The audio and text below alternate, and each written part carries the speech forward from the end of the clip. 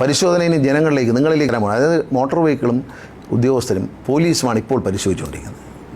പക്ഷേ തെറ്റുകൾ കണ്ടാൽ, ട്രാഫിക് നിയമലംഘനങ്ങൾ കണ്ടാൽ നിങ്ങൾക്ക് തന്നെ അത് റിപ്പോർട്ട് ചെയ്യാനും തെറ്റ് കാണിച്ച ആളിന് പണിഷ്മെൻറ്റ് ഡിപ്പാർട്ട്മെൻറ്റ് ഇത് വാങ്ങിക്കൊടുക്കാനുള്ള പുതിയ സംവിധാനം ഏതാനും ആഴ്ചകൾക്കുള്ളിൽ കേരളത്തിൽ നിലവിൽ വരും. നിങ്ങളുടെ മൊബൈലിൽ നിന്ന് നിങ്ങൾക്ക് ഷൂട്ട് ചെയ്തെടുത്തതിന് ശേഷം, ആ നിയമലംഘനം ഷൂട്ട് ചെയ്തെടുത്തതിന് ശേഷം അത് ഒരു ആപ്പ് ഡൗൺലോഡ് ചെയ്യേണ്ടി ആ ഫ്രീ ആയിട്ട് കിട്ടുന്ന ഒരു ആപ്പ് ഡൗൺലോഡ് ചെയ്ത് ആപ്പിലൂടെ നമ്മൾ വാട്സാപ്പ് സെൻഡ് ചെയ്യുന്ന കണക്ക് ഈ വീഡിയോ അങ്ങ് സെൻഡ് ചെയ്താൽ അത് നേരെ മോട്ടോർ വെഹിക്കിൾ ഡിപ്പാർട്ട്മെൻറ്റ് കിട്ടും. ഉദ്യോഗസ്ഥന്മാർ ആ വീഡിയോ പരിശോധിച്ചിട്ട് നിയമലംഘനം ഉണ്ടെങ്കിൽ വണ്ടിയുടെ നമ്പരും കാണാമല്ലോ, ആ നമ്പരോട് കാണത്തക്ക രീതിയിൽ നോ പാർക്കിങ്ങിൽ കൊണ്ടിടുക. അലക്ഷ്യമായി പാർക്ക് ചെയ്ത് മാർഗ്ഗതടസ്സം സൃഷ്ടിക്കുക. 2 ബസ്സുകൾ പ്രൈവറ്റ് ബസ് KSRTC ഡ്രൈവർമാരോട് ഞാൻ പറഞ്ഞു കഴിഞ്ഞ്, പ്രൈവറ്റ് ബസ്സാണെങ്കിൽ ശരി 2 ബസ്സുകൾ സമാന്തരമായി നിർത്തുക. അതിനിടയിൽ കൂടെ വേറെ ബസ് കയറിപ്പോയിരിക്കാൻ വേണ്ടി ലോക്ക് ചെയ്യാം. അത്തരം പരിപാടികൾ വീഡിയോയിൽ പകർത്തി അയച്ചാൽ വലിയ ശിക്ഷയുണ്ടാവും, വലിയ ഫൈൻ അങ്ങ് വീട്ടിൽ വരും, വേറെ കുഴപ്പമൊന്നുമില്ല ജനങ്ങളുടെ മുമ്പിൽ. അതുപോലെ ലൈൻ ട്രാഫിക് തെറ്റിക്കുക. ഒരു സ്കൂട്ടറിന് പോകാൻ സൈഡിൽ കൂടെ പോയാൽ മതി. നമ്മൾ ഇപ്പോൾ ഉദാഹരണം പറയാം, പാലക്കാട് നിന്ന് തൃശ്ശൂരേക്ക് വരുന്ന വഴി, ആ വഴിയിൽ വാളയാർ വരെ 4 വരി പാതയുണ്ട്. പലപ്പോഴും നമ്മൾ കാണുന്നത് വലിയ ലോറികൾ വലതുവശം കയറി പോകാൻ, ഇടതുവശത്തൂടെ ഓവർടേക്ക് ചെയ്യാൻ പാടില്ല എന്ന് നിയമത്തിൽ പറയുന്നു.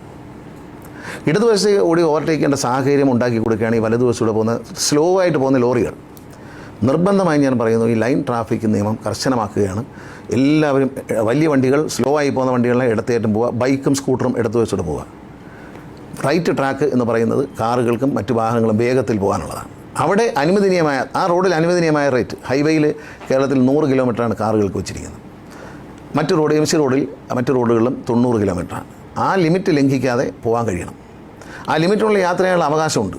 ഈ വലതുവശത്തുകൂടി പോകുന്ന ലോറികൾ, ഒരുപാട് വണ്ടികൾക്ക് ഫൈൻ അടിച്ചു, ബോധവൽക്കരണം നടത്തി. പക്ഷേ ഒരു നിർവാഹമില്ലാത്തതുകൊണ്ട് ഇപ്പോൾ പറയുകയാണ്, നിങ്ങൾ ഈ ആപ്പ് വരുന്നതോടെ നിങ്ങൾക്ക് കാണാം വലതുവശത്തൂടെ സൈഡ് തരാതെ കയറി പോകുന്ന ലോറികളുടെ വീഡിയോ എടുത്തിട്ട് അയച്ചാൽ ആ നമ്പറിലേക്ക് ഫൈൻ ചെല്ലും. ഇത് അവസാനിപ്പിച്ചേ വരും. നമ്മൾ കുറച്ചൊരു കർശനമായി നമ്മൾ തന്നെ ഒരു ബോധത്തോടെ, നമ്മൾ മനസ്സുകൊണ്ട് അറിഞ്ഞുകൊണ്ട് ഞാൻ ഈ നിയമലംഘനങ്ങൾക്കെതിരാണ്, ഞാൻ ചെയ്യില്ല, മറ്റുള്ളവർ ചെയ്താൽ ഞാൻ കണ്ടെത്തും എന്ന് ചിന്തിക്കാൻ.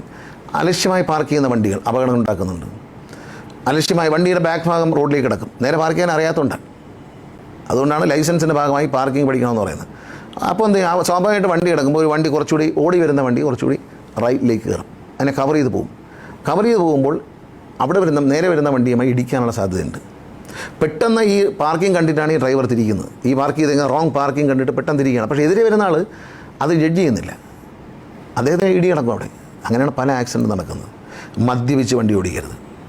മയക്കുമരുന്ന് ഉപയോഗിച്ചുകൊണ്ട് വണ്ടി ഓടിക്കുന്നതിനെ പിടിക്കാനുള്ള പുതിയ മെഷീൻ റോഡ് സേഫ്റ്റി അതോറിറ്റി വാങ്ങുന്നതിനെ പറ്റിയുള്ള ചർച്ചകൾ നടക്കുകയാണ്. ഞങ്ങൾ അതിൻ്റെ ഏറ്റവും ഉത്തമമായ, ലോകത്ത് കിട്ടുന്ന ഏറ്റവും ഉത്തമമായ മെഷീൻ ഏതാണെന്ന് അന്വേഷിച്ചുകൊണ്ടിരിക്കുകയാണ്.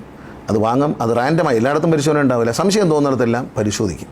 പ്രത്യേകിച്ച് പ്രൈവറ്റ് ബസ് ഓടിക്കുന്ന ഡ്രൈവർമാർ മയക്കം തോന്നുന്ന സാധനങ്ങൾ ഉപയോഗിച്ചുകൊണ്ട് വണ്ടി ഓടിക്കരുത്. പിടിക്കാനുള്ള മെഷീൻ കേരള പോലീസിൻ്റെ കയ്യിലുണ്ട്. മോട്ടോർ വെഹിക്കിൾ ഡിപ്പാർട്ട്മെൻറ്റും ആ മെഷീൻ വാങ്ങുന്നതിനെക്കുറിച്ച് നടന്നുകൊണ്ടിരിക്കുകയാണ്. വാങ്ങും.